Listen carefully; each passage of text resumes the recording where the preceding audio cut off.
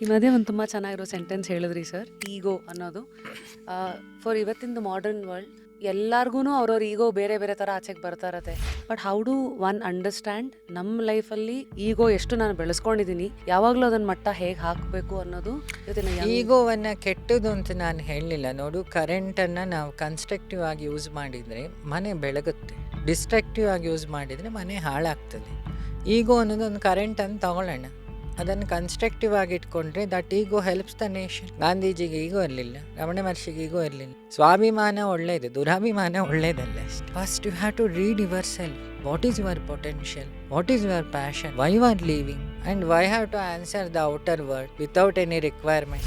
You have to be answerable to your own self.